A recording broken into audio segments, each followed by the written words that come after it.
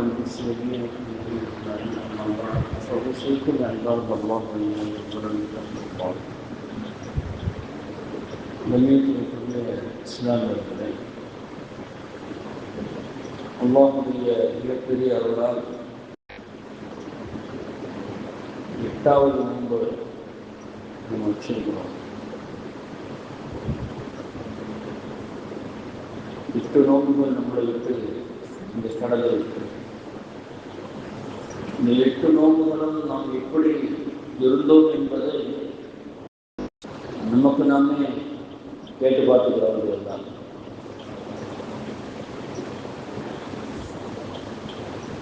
மீதி உள்ள அந்த நோன்புட காலங்களை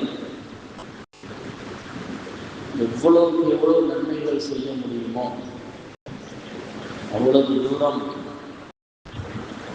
நான் நன்மைகளை செய்து அல்லாஹ்வுடைய நெருக்கத்தை பெற வேண்டும். ஏனென்றால் நபிகள் நாயகம் ஸல்லல்லாஹு அலைஹி வஸல்லம் இந்த மாதத்தை பற்றி சொல்லும் போது, இந்த மாதம் வீண் விளையாட்டு அல்ல, பொடுபோக்குத்தனமாக இருக்கக்கூடிய மாதம் அல்ல என்று ஒரு வார்த்தையை நபிகள் நாயகம் ஸல்லல்லாஹு அலைஹி வஸல்லம் சொல்லுவாங்க. அப்படி என்றால் இந்த மாதத்தில் எந்த ஒரு செகண்டு கூட நம்ம வீணாக கழித்து விடக்கூடாது. நாம் தூங்கினால் கூட அது ஒரு விவாதத்தாகத்தான் அது கழிய வேண்டிய அசதிக்காக வேண்டியோ அல்லது தூங்கணுங்கிறது தூங்கியோ அந்த நேரத்தை செஞ்சிடக்கூடாது. இன்னும் டைம் இருக்குது தூங்குவோமே அப்படின்னு தூங்கி நம்ம செஞ்சக்கூடாது. நேரத்தை உண்மையாக திருப்தி விடக்கூடாது. பல வகமான அதற்காக சொல்லுவாங்க. இன்னைக்குள்ள சிந்தனை என்னன்னா, ஒவ்வொரு மனிதனுக்கும் வாழ்க்கையில சோதனைகள் இருக்கத்தான் செய்யும். இந்த உலகத்துல சோதனை இல்லாத மனிதன் யாராவது இருக்க முடியுமா? யாருமே இருக்க முடியாது. நல்லவர்களும் சோதிக்கப்படுகிறார்கள், தீயவர்களும் சோதிக்கப்படுகிறார்கள். நபிமார்கள் அவங்க பாவம் செய்யாதவர்கள், மஅசூமின்கள், அவர்களும் சோதிக்கப்படுகிறார்கள், சோதிக்கப்பட்டார்கள். பாவம் செய்தவர்களும் சோதிக்கப்பட்டார்கள். ஃபிரௌன், நம்ரூத், அபூ ஜஹல் போன்ற பாவத்தையே வாழ்க்கையாக கொண்டிருந்தவர்களும் சோதிக்கப்பட்டார்கள். நம்மள மாதிரி சில நேரத்துல பாவம் செய்யறது, சில நேரத்துல நல்லது செய்யறது, பாவத்திலே முழுமையாக போயிடாங்க, நல்லதிலே முழுமையாக போயிடாங்க. ரெண்டுக்கு நடுவில் இருக்கக்கூடிய நம்மள மாதிரியான ஆட்களும் சோதிக்கப்படுகிறார்கள். சோதனை இல்லாத மனிதர்கள் இந்த உலகத்தில் யாருமே இருக்க முடியாது. ஏனென்றால் இந்த உலகமே தாருல் பலான்னு அல்லாஹ் சொல்லுவாங்க, நபி ஸல்லல்லாஹு அலைஹி வஸல்லம் சொல்லுவாங்க, இது சோதனை கூடம், சோதனை உலகம். சோதனை இல்லாமல் எதுவுமே கிடைச்சிடாது, லேசா கிடைச்சிடாது.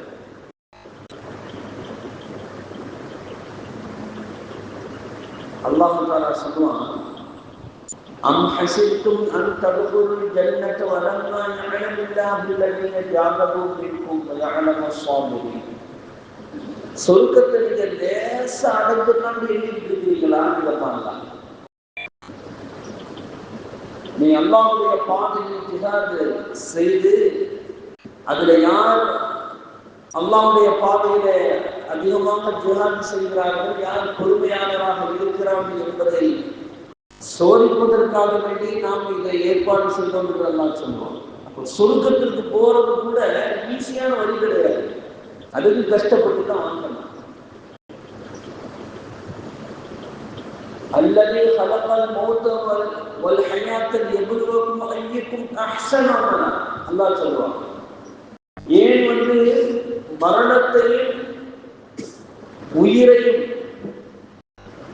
ஏன் அல்லாஹ் படைத்தான் என்று சொன்னால், உங்களை சோதிப்பதற்காக வேண்டி யார் நல்ல அமல்கள் செய்து அல்லாஹ்வுக்கு பொருத்தமான வாழ்க்கை வாழ்கிறார்கள் என்பது என்று சோதிப்பதற்காக வேண்டிதான் மரணத்தையும் ஹயாத்தையும் வாழ்க்கையும் நாம் என்ன செஞ்சோம், படைத்தோம் என்று அல்லாஹ் தஆலா குர்ஆனில் சொல்லியிருக்கிறார்.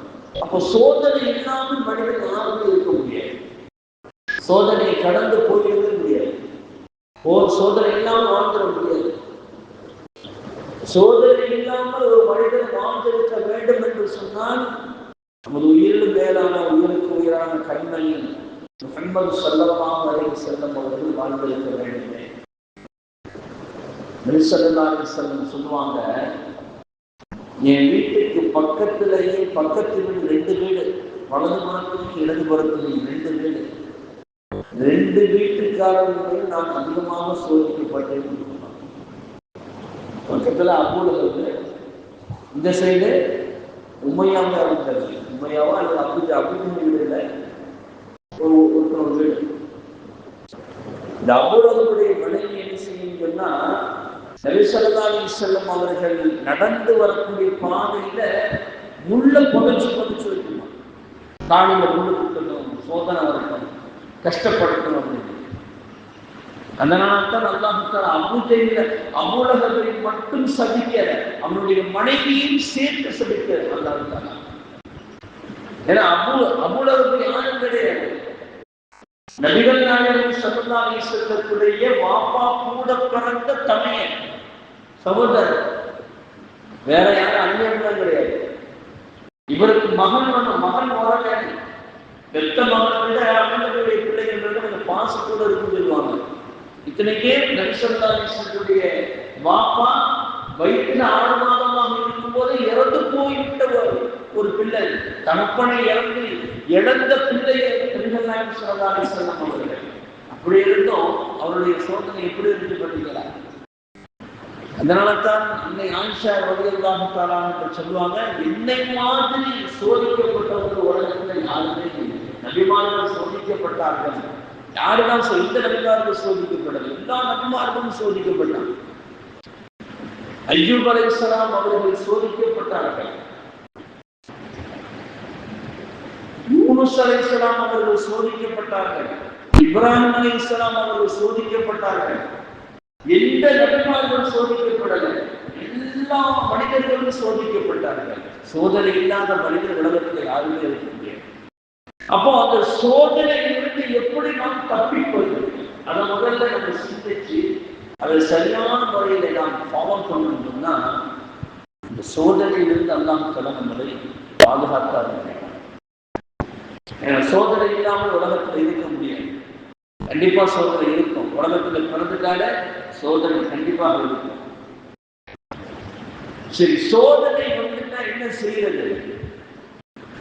முதல்ல அல்லாஹ் சொல்லக்கூடிய வார்த்தை, சோதனை வந்துட்டா அது முதல்ல ஏத்துக்கிறது.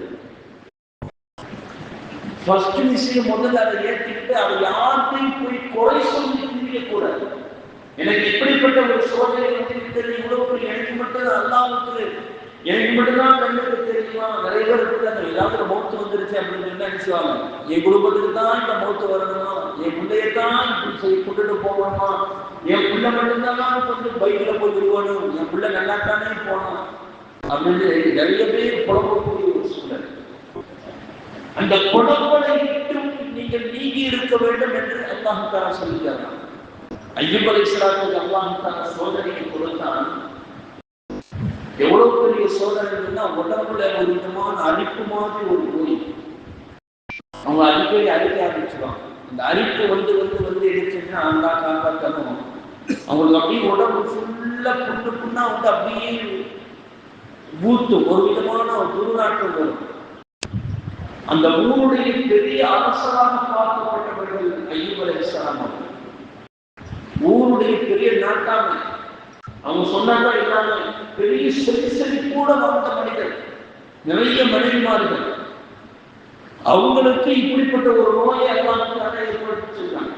ஒரு நாள் 2 நாள் அல்ல, 1 வருடம் 2 வருடம் அல்ல, 18 ஆண்டு காலத்தில் இதை சோதிக்கப்பட்டாங்க.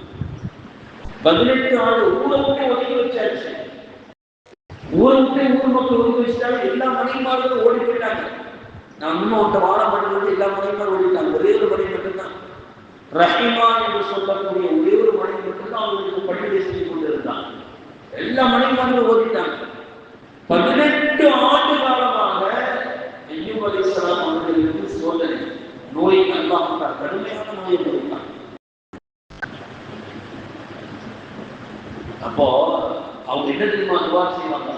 அல்லாஹ் சொல்றான், அன்னி மஸ்ஸனிய துர்ரு வ அன்த அர்ஹமுர் ராஹிமீன். யா அல்லாஹ், ஏன் எனக்கு நோயை தந்தாங்க அல்லாஹ்ட்ட கேட்கணும்.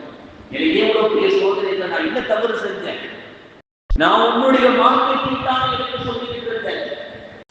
உன்னுடைய மார்க்கத்தை நீ எதை அறிவிக்கிறாயோ அதைத்தானே நான் சொல்லிக் கொண்டு இருந்த மக்களுக்கு நல்லதுதானே சொல்லிக்கிட்டு இருந்தேன். எனக்கே இந்த சோதனை அப்படின்னு தெரியல. நீ சொன்ன ஒரே ஒரு வார்த்தை எல்லாம் சொல்றாங்க, அன்னி மஸ்ஸனிய துர்ரு, எனக்கு ஒரு தீங்கு ஏற்பட்டு விட்டது, அதை நீக்குவாயாக. வஅன்த அர்ஹமுர் ராஹிமீன், நீ தான் கிருபையாளருக்கெல்லாம் கிருபையாளனாக இருக்கிறாய், அருள் செய்யக்கூடியவர்களுக்கெல்லாம் அருள் செய்யக்கூடியவராக இருக்கிறாய் என்று யூசுப் அலைஹிஸ்ஸலாம் அய்யூப் அலைஹிஸ்ஸலாம் அவர்கள் சொல்லிக் கொண்டு இருந்தார்கள் என்று குர்ஆன் சொல்லுது. அப்போ நம்ம வாழ்க்கையில ஏதாவது ஒரு சோதனை வந்துருச்சு அப்படின்னு சொன்னா புலம்பிக்கிட்டு இருக்கக்கூடாது. அது அல்லாஹ் நமக்கு தந்த ஒரு விதி. அந்த விதியை நாம் ஏற்றுக்கொள்ள வேண்டும். ஏற்று அந்த முதல்ல யார்கிட்ட போய் சொல்லணும்னா அல்லாஹ்ட்ட தான் முதல்ல சொல்லணும். அந்த பக்குவத்தை நாம் வளர்த்துக் கொள்ள வேண்டும். அல்லாஹ்ட்ட போய் சொன்னால் மட்டும்தான் அந்த கஷ்டங்கள் நீக்கப்படும். நிறைய பேர் என்ன ஆக போகுது சொல்லுவாங்க, இன்னைக்கு ஒரு நோய் இருக்குது, மற்றவங்களுக்கு சொல்லி என்ன ஆக போகுது? அதாவது என்ன செய்வாங்கன்னா காசு பணம் தான் கொடுப்பாங்க. மக்கள் என்ன செய்ய முடியும்? சரி, காசு பணத்தை கொடுத்து ஒரு நோயை டாக்டர் போய் காட்டுப்பா அப்படின்னு தான் சொல்ல முடியும். அந்த டாக்டரை போய் காட்டி அந்த மருந்து மாத்திரைகளை வாங்கி சாப்பிட்டு அதற்கு சும்மா தருவது யாரு? எத்தனை நோய்களுக்கு எவ்வளவோ மருந்து சாப்பிடுறோம், குணமாக மாட்டேங்குது. சில பேர் சொல்லுவாங்க, பல ஆண்டுகளாக இந்த நோய் இருக்கிறது, நான் எவ்வளவோ மாத்திரை சாப்பிட்டேன், என்னென்னமோ டாக்டரை காட்டுட்டேன், இன்னைக்கு நோய் தீர மாட்டேங்குது அப்படின்னு சொல்லுவாங்க. காரணம் என்ன? அல்லாஹ்வுடைய அந்த தந்திர, அல்லாஹ்வுடைய சோதனை, அதை நம்ம ஏற்றுக்கொள்ளணும். அது யார்கிட்ட தான் சொல்லணும்? அல்லாஹ்விடத்தில் தான் நாம் அந்த நோய்களை சொல்ல வேண்டும். நோய் வேற யார்கிட்ட போய் சொல்லி அதை குறையாக போய் சொல்லிக் கொண்டு இருப்பது அது உகந்ததல்ல என்பதை நமக்கு ஏதாவது ஒரு சோதனை வந்துவிட்டால், நோய்கள் எது வந்துவிட்டால் அல்லாஹ் சொல்லக்கூடிய ஒரு வார்த்தை, அன்னி மஸ்ஸனிய துர்ரு வ அன்த அர்ஹமுர் ராஹிமீன். அந்த வார்த்தையை சொல்லிக் கொண்டே இருங்கள். அல்லாஹ் தஆலா நிச்சயம் உங்களுக்கு ஒரு ஒரு ஒரு பிரதிபலனை தருவான் என்பதை குர்ஆன் நமக்கு சொல்லித் தருகிறது. அய்யூப் அலைஹிஸ்ஸலாம் அல்லாஹ் தஆலா 18 ஆண்டு காலம் சொல்லி ஒரு கட்டத்துல ரொம்ப அதிகமாக நோய் வந்துருச்சு. மனைவி வீட்டுல எந்த காசு பணம் ஒண்ணும் இல்லை. மனைவி என்ன செஞ்சாங்க, ஒரு நாள் கணவருக்கு போய் பணிவிடை செய்ய சாப்பாடு எதுவும் கொடுக்கணும்னு சொல்லிட்டு ஒண்ணுமே இல்லை அப்படின்னு சொல்லிட்டு தன்னுடைய முடி, அவங்களுக்கு நீண்ட முடி, அவங்களுக்கு ரஹிமா அம்மையாருக்கு நீண்ட முடி, இந்த சௌரி முடிக்காக முடிய விற்காம எண்ணிக்கை இருக்குது. இந்த டோப்பா முடி பெண்களுக்கு அரபாடுகளை பார்த்தா இருந்தாங்க. சௌரி எக்ஸ்ட்ரா முடி வச்சுருவாங்க, முண்டை பெருசா கொடுத்துருவாங்க. அந்த மாதிரி முடியை விற்கிறதுக்காக தன்னுடைய முடியை போய் வெட்டி அதை வெட்டுட்டு அதுல இருந்து காசை வாங்கிட்டு வந்து பொருட்கள் வாங்கிட்டு வராங்க. இப்போ அய்யூப் அலைஹிஸ்ஸலாம் கேட்டாங்க, உனக்கு எப்படி இந்த பொருள் கிடைச்சிச்சு? இல்லை, எனக்கு கிடைச்சிச்சு. எப்படி கிடைச்சி சொல்லு அப்படின்னு. அப்போ அவங்கெல்லாம் என் முடியை வெட்டி விட்டுவிட்டு அதுல இருந்து நான் வாங்கிட்டு வரேன். இப்போ அவங்க சொன்னாங்க, அல்லாஹ் மீது ஆணையாக எனக்கு நோய் சரியான பிறகு நான் 100 சௌகரியங்களுக்கு கொடுக்குவேன். இந்த முடியை வெட்டுறதுன்னா பெண்கள் முடியை வெட்டக்கூடாது, இல்லை ஹராமாச்சு. அதுவும் ஒரு நபியுடைய மனைவி முடியை வெட்டாருன்னா அது எவ்வளவு பெரிய கண்டனத்துக்குரிய ஒரு விஷயம் அல்லவா? அதனால அம்மாவுடைய ஆணையாக வந்துன்னா 100 சௌகரியங்களுக்கு அப்படின்னு சொன்னாங்க. ஆனா நோய் ஷிஃபான பிறகு அல்லாஹ் தஆலா குர்ஆன்ல சொல்றான், உங்களுடைய மனைவிமார்கள் உங்களுக்கு பாசமாக இருக்கிறாங்க அப்படிங்கிறது எப்ப தெரிஞ்சுக்கிற முடியும் தெரியுமா? நல்ல காலங்களில், வசதியான காலகட்டத்தில் மனைவிமார்கள் பாசமாக இருக்கிறத விட நமக்கு சோதனையான காலகட்டத்தில் நமக்கு பாசமாக இருக்கிறார்களா என்பதை நம்ம பார்க்கணும். அப்படி அவர்கள் இருந்துட்டாங்கன்னு சொன்னா நம்மீது நம்ம ஒரு பொருத்தமான வாழ்க்கை வாழ்ந்து கொண்டிருக்கிறோம் என்ற அர்த்தம் இல்லை. அல்லாஹ் தஆலா என்ன செஞ்சானா, நபியே உங்களுடைய கஷ்டமான காலகட்டத்தில் அவர்கள் தான் உங்களுக்கு பணிவிட செஞ்சாங்க. எல்லா பணிமார்களும் ஓடி போயிட்டாங்க. அதனால அவர்களுக்கு 100 சௌகரியம் கொடுக்க வேண்டாம். ஏன்னா உங்களுக்கு பணிவிட செய்தவர்கள். அதனால என்ன செய்ய, சத்தியத்தை முடிக்கவும் கூடாது. அல்லாஹ் தஆலா ஒரு வழியை சொன்னான். 100 புல்லு இருக்கிறது, புல்லு கட்டு, அந்த 100 புல்ல எடுத்து, புல்லு இருக்கா இல்லையா, 100 இதை எடுத்து ஒன்னா கட்டிக்கிட்டு லைட்டா ஒரு அடி அடிக்க போதும். மனைவிமார்கள் கணவனுக்கு செய்யக்கூடிய கடமைகளை சரியா செய்தால் அல்லாஹ் சோதனையை கூட லேசாக ஆக்கி கொடுக்கிறான், தண்டனையை கூட லேசாக ஆக்கி கொடுக்கிறான். இன்னைக்கு நிறைய மனைவிமார்கள் புரிஞ்சுக்கிறது இல்லை. கணவன் என்று சொன்னால சம்பாதிக்கிறதுக்காக அவங்க வாழ்க்கை மாதிரி போய்கிறது. கஷ்டமான சூழ்நிலையில் அவருக்கு உதவித்தாசனாக இருக்கக்கூடிய சூழலுக்கு நிறைய இல்லை. நிறைய குடும்பங்கள் அது இல்லை. சம்பாதிச்சு கொடுக்கிறவரே கணவன் என்ன செய்வாங்க, நிறைய பேர் குழப்பம். வெளிநாட்டிலேருந்து வருவாங்க, என்ன செய்வாங்க, எதற்கு எல்லாத்திலேருந்து வருவோம், 10 நாள் 15 நாளைக்கு தான் நல்ல சாப்பாடு கிடைக்கும். அந்த 10-15ஆவது நாள் போயிட்டா சாப்பாட்டுடைய தரம் குறைஞ்சி அப்படி விளைக்க வேண்டியதுதான். நம்ம சீக்கிரமா டிக்கெட்டை போட்டு போயிட்டே இருக்க வேண்டியிருக்காங்க. அங்கிட்டு 15 அங்கிட்டு ஒரு 10 நாள் போயிட்டுன்னா சாப்பாடு டைம் மாதிரி குறைஞ்சிட்டு 3 வேளை சாப்பாடு 2 வேளை சாப்பாடு அந்த மாதிரி போயிடுவாங்க. நம்ம எதுக்கு சொல்ல வரோம்னா, கஷ்டமான காலத்தில் நாம் கணவன்மார்களை உதவித்தாசை செய்தால் நம்முடைய வாழ்க்கையில் வரக்கூடிய கஷ்டங்களை அல்லாஹ் தஆலா நீக்குகிறான், தண்டனைகளை நீக்கிறான் என்று குர்ஆன் நமக்கு சொல்லித் தருகிறது. முதல் விஷயம் என்னன்னா, நமக்கு ஏதாவது ஒரு சோதனைகள் ஏற்பட்டு போய்விட்டால் அல்லாஹ்விடத்தில் கையேற்றக்கூடிய பக்குவத்தை நாம் உருவாக்கிக் கொள்ள வேண்டும். நபி யூனுஸ் அலைஹிஸ்ஸலாம் ஒரு சின்ன ஒரு விஷயத்துக்கான ஊர் மக்கள் மீது கோபிச்சுட்டு போயிட்டாங்க. அல்லாஹ்வுடைய அனுமதி இல்லாமல் போயிட்டாங்க. கப்பல்ல ஏறி உட்கார்ந்தாச்சு. அதாவது யூனுஸ் அலைஹிஸ்ஸலாம் தன்னுடைய மக்கள்கிட்ட சொன்னாங்க, நீ அல்லாஹ்வை ஏற்றுக்கிறீங்க, என்னை ஏற்றுக்கிறீங்க, இல்லைன்னா சோதனை வந்துடும், அல்லாஹ் தஆலா அழிக்க போறாங்க, நெருப்பு மழையை பொழிய வைத்து உங்களை அழிக்க போகிறாங்க அப்படின்னு சொன்னாங்க. அவங்க சொன்னாங்க, நெருப்பு மழையா, இதுவரை வாழ்க்கையில பார்த்துட்டு இது கேள்விப்பட்டது இல்லை, என்னப்பா போய் சொல்றோம், ஓவரா போய் சொல்லிட்டு இருந்தாங்க. அல்லாஹ்ட்ட போய் சொல்றாங்க, யாரும் இந்த மாதிரி சொல்றாங்க. அப்படின்னா நீங்க என்ன செய்யுங்க, நீங்களும் இஸ்லாத்தை ஏற்றுக்கொண்டவர்கள் மலைக்கு மேல ஏறிக்கிறீங்க, அந்த ஊரை நான் அழிக்க போறேன்னு சொல்லிட்டு. அப்போ அல்லாஹ் அதே மாதிரி மலைக்கு மேல போயிட்டாங்க. அந்த ஊர் மக்களை அழிக்கிறதுனால நெருப்பு மழையை பொழிந்திருக்காங்க. மேகங்கள் எல்லாம் அப்படியே நெருப்பு கண்களை போன்று அப்படியே சூழ்ந்து வருகிறது. அனல் காற்று பயங்கரமா அடிக்கிறது.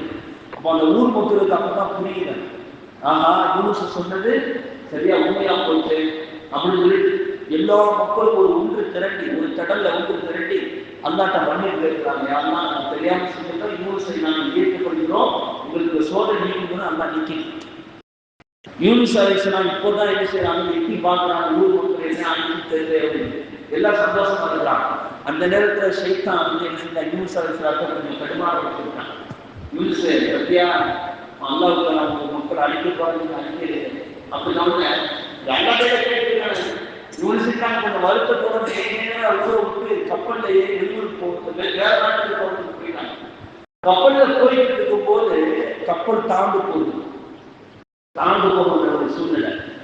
அப்ப அவங்க சொல்றாங்க, யாரோ ஒரு ஆள் அந்த மாணவி சொல்றாங்க, தன்னுடைய எஜமானருக்கு தவறு செய்து விட்டு இந்த கப்பல்ல ஏறிட்டாங்க. அவங்க இந்த கப்பலை விட்டு ஒரு ஆள் கூட எக்ஸ்ட்ரா இருக்குது, அவங்கள கப்பல்ல இருந்து நீங்க கீழே குதிச்சிட்டீங்கன்னா எல்லாரும் காப்பாற்றப்படுவாங்க, நீங்க குதிக்கிறதுன்னா எல்லாரும் மோட்டாக்கக்கூடிய சூழல். அப்பதான் உணர்ந்தாங்க யார், யூனுஸ் அலைஹிஸ்ஸலாம், ஆஹா அல்லாஹ்வுடைய அனுமதி இல்லாமல் நம்ம வந்து விட்டோமே அப்படின்னு அப்பதான் உணர்ந்து அவங்க அல்லாஹ்ட்ட மன்னிப்பு கேட்டு கடலுக்குள்ள குளிக்கிறாங்க. பெரிய மீன் இருந்துச்சு, பெரிய மீன் அவங்களுக்கு முடிஞ்சிருச்சு.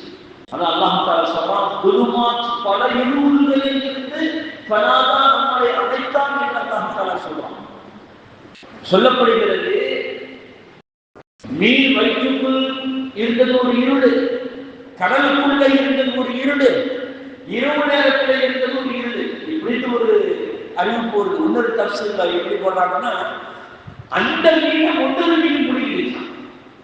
அந்த நேரம் முன்னறிவில் மூழ்கி கடல் முழுவதும் சுற்றி வந்தார்கள் யூனுஸ் அலைஹிஸ்ஸலாம் அவர்களுக்கு சொல்லப்படுகிறது. அப்பொழுதுதான் சொன்னார்கள், லா இலாஹ இல்லா அன்த சுப்ஹானக இன்னி குன்து மினல் ஸாலிமீன். அல்லாஹ் தஆலா குர்ஆன்ல சொல்றான், இந்த ஆயத்தில் இந்த வார்த்தையை மட்டும் அவர்கள் சொல்லவில்லை என்று சொன்னால் லலபிஸ ஃபீ பத்னிஹி இலா யௌமி யபஅஸூன், கியாமத் நாளில் மீன் வைக்கலையே அவர் இருந்திருப்பார்கள்.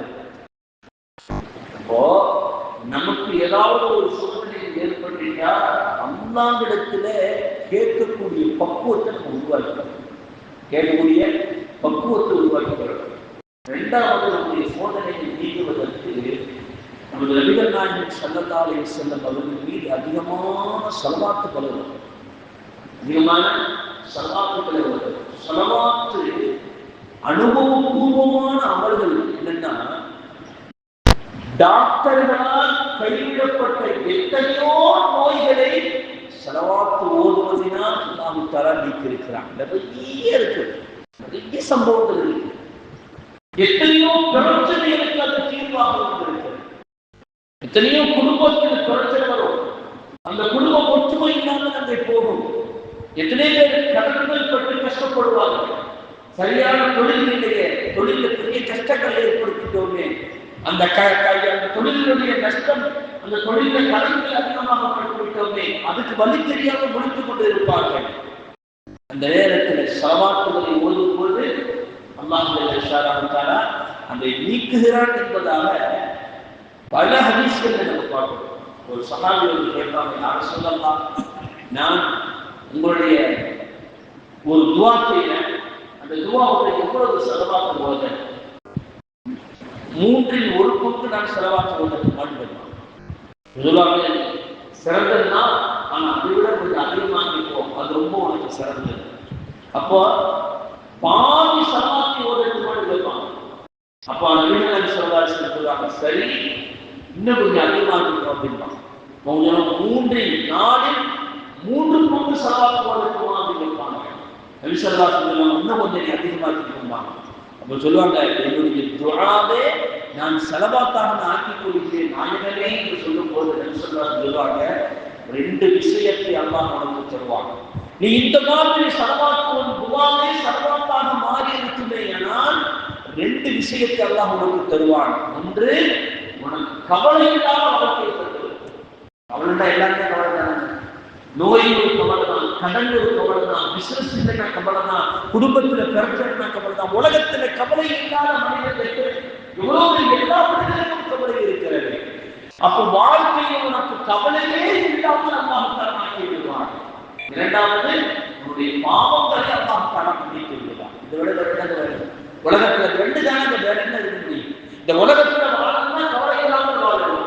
நாளை மறுமையில சிரிச்சு பிறந்த நம்முடைய பாவங்களை மன்னிக்கப்படணும். இந்த 2 உனக்கு கிடைக்கும் என்று பெருமானார் ஸல்லல்லாஹு அலைஹி வஸல்லம் அவர்கள் சொல்லித் தந்தாங்க அப்படின்னா, இந்த 2ஐயும் நம் வாழ்க்கையில கடைபிடிக்கப்பட்டு சொன்னாங்க, இன்ஷா அல்லாஹ் நம்முடைய சோதனைகள் அங்கே நீக்கப்படும், வரக்கூடிய சோதனைகளும் அது இல்லாமல் ஆக்கப்படும் என்பதை விளங்கிக் கொள்ள வேண்டும். அல்லாஹ் வரக்கூடிய காலங்களில் நம் அல்லாஹ்விடத்திலே எல்லாம் கேட்டுப் பெறக்கூடிய பாக்கியத்தையும் அதிகமான ஸலவாத் ஓதக்கூடிய பாக்கியத்தையும் வல்ல ரஹ்மான் நம் அனைவருக்கும் தருவானாக. ஆஃபிரு தஅவானா அல்ஹம்துலில்லாஹி ரப்பில் ஆலமீன். அஸ்ஸலாமு அலைக்கும் வரஹ்மத்துல்லாஹி வபரகாத்துஹு. நமது சேனலின் விளம்பரங்களுக்கு sunnaatruth@gmail.com